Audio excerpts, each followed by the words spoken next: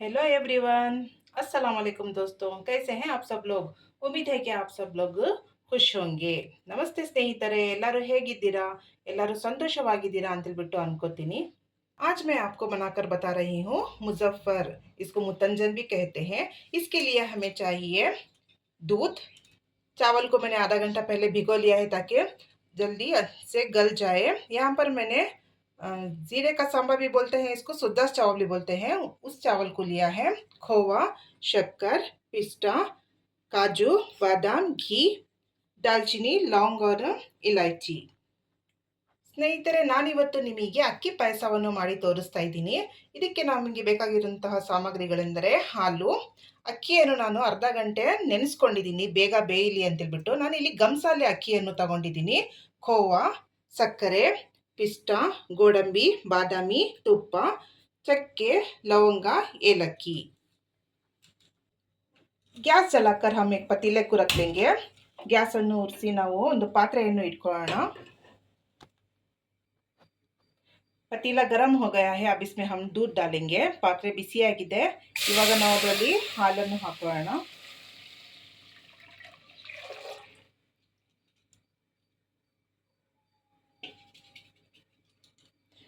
सारे चावल हम दूध में ही पकाएंगे।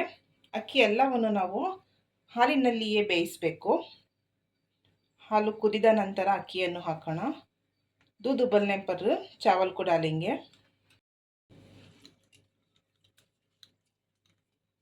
दूध पक गया है। अब इसमें हम चावल डालेंगे। ಹಾಲು ಬಿಸಿಯಾಗಿದೆ, ಉಕ್ಕಿದೆ। ನಾವೀಗ ಇದರಲ್ಲಿ ಅಕ್ಕಿಯನ್ನು ಹಾಕೋಣ।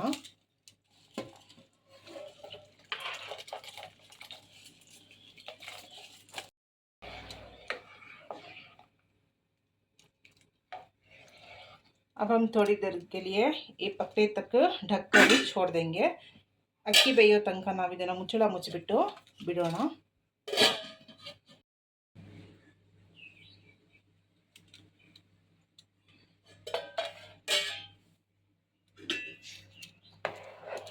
चावल गल रहे हैं लेकिन अभी भी और पकना है। ಅಕ್ಕಿ ಬೇಯ್ತಾ ಇದೆ, ಆದರೆ ಇನ್ನೂ ಸ್ವಲ್ಪ ಬೇಯಬೇಕು।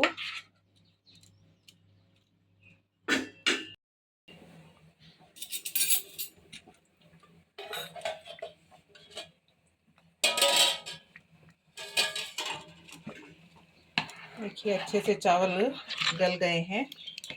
ನೋಡಿ, ಅಕ್ಕಿ ಚೆನ್ನಾಗಿ ಬೆಂದಿದೆ। ಇವಾಗ ನಾವು ಇದರಲ್ಲಿ ಖೋವಾ ಹಾಕೋಣ। अब इसमें हम ಖೋವಾ डालेंगे।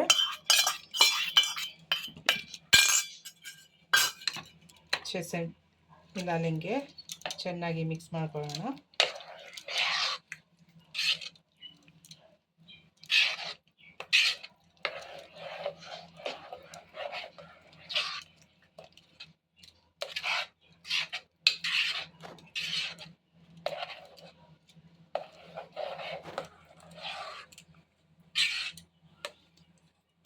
अब हम इसमें चीनी मिला लेंगे। ಇವಾಗ ನಾವು ಇದರಲ್ಲಿ ಸಕ್ಕರೆಯನ್ನು ಸೇರಿಸ್ಕೊಳ್ಳೋಣ।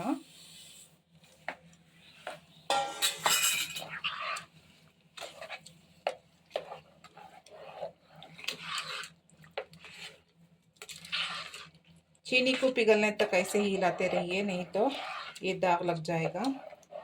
ಸಕ್ಕರೆ ಕರಗೋ ತನಕ ಇದೇ ರೀತಿ ಸೌಟನ್ನು ಆಡಿಸ್ತಾ ಇರಬೇಕು, ಇಲ್ಲದ್ರೆ ಇದು ತಳ ಹಿಡಿಯುತ್ತೆ।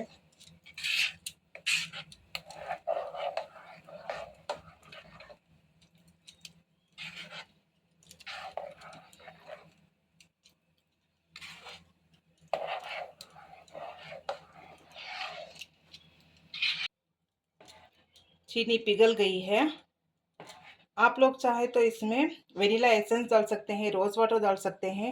अगर दूसरा फ्लेवर चाहिए तो मिल्क मेड भी डाल सकते हैं, लेकिन मुझे इतने ही चीज़ें डालना अच्छा लगता है, तो मैं यहाँ पर मुतंजन के लिए सिर्फ इतने ही चीज़ें डाली हूँ।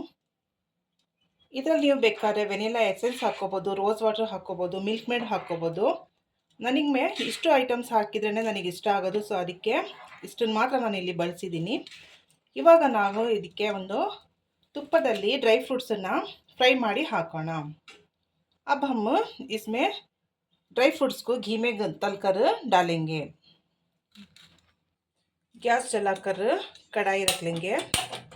गैसನ್ನು ಉರಿಸಿ ಒಂದು ಬಾಣಲಿಯನ್ನು ಇಟ್ಕೊಳ್ಳೋಣ।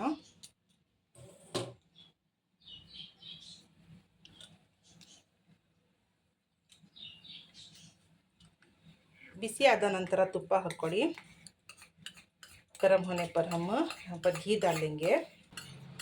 आप चाहे तो दालचीनी लौंग इलायची को बिना डाले ही मीठा सर्व कर सकते हैं। मुझे अच्छा लगता है तो मैं उसका तड़का डालती हूँ।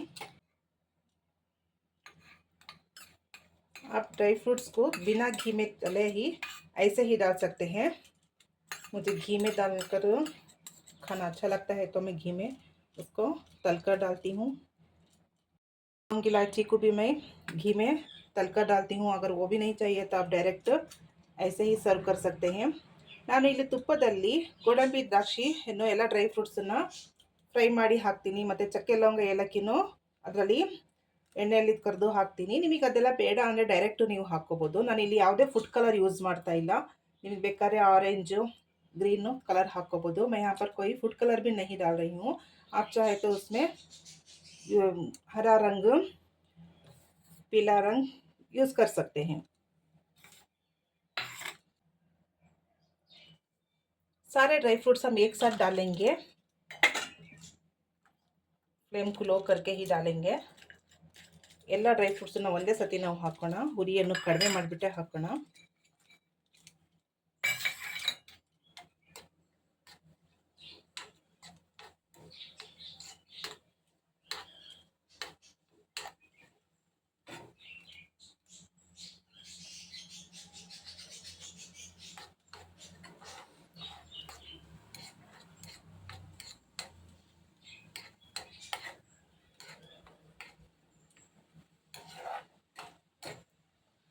अब हम दालचीनी लौंग इलायची को भी डालेंगे। पहले डालते तो वो उड़ता था तेल में, इसलिए हम अब डालेंगे।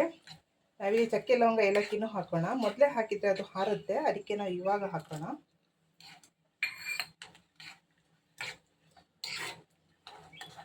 ಚಕ್ಕೆ ಲವಂಗ ಏಲಕ್ಕಿ ಜಸ್ಟ್ ಫ್ಲೇವರಿಗೆ ಹಾಕ್ತಾ ಇರೋದು, ನೀವು ಬೇಡ ಅಂದರೆ ಹಾಕ್ಬಿಡಿ। दालचीनी लौंग इलायची को मैं फ्लेवर के लिए डालती हूँ। आपको नहीं चाहिए तो आप स्किप कर सकते हैं।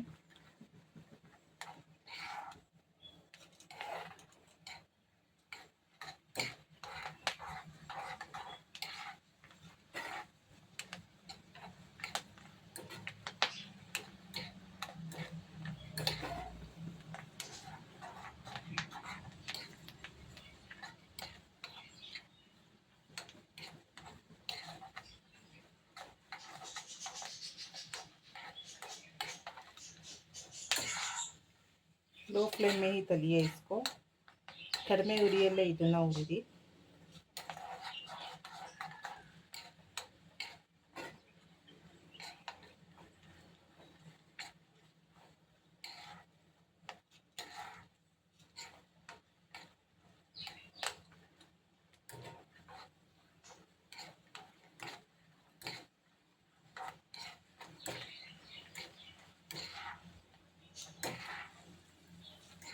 गोल्डन फ्राई हो गया है। गोल्डन फ्राई आಗಿದೆ। ಇವಾಗ ನಾವು ಇದರಲ್ಲಿ ಸ್ವೀಟಲ್ಲಿ ಇದನ್ನು ಹಾಕ್ಕೊಳ್ಳೋಣ। अब इसको हम मीठे में डाल लेंगे।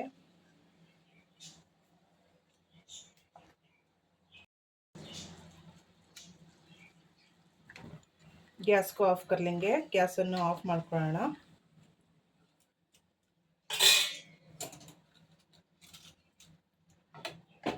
ಇದನ್ನು ಇವಾಗ ಡೈರೆಕ್ಟ್ ಸ್ವೀಟಲ್ಲಿ ಹಾಕೋಣ।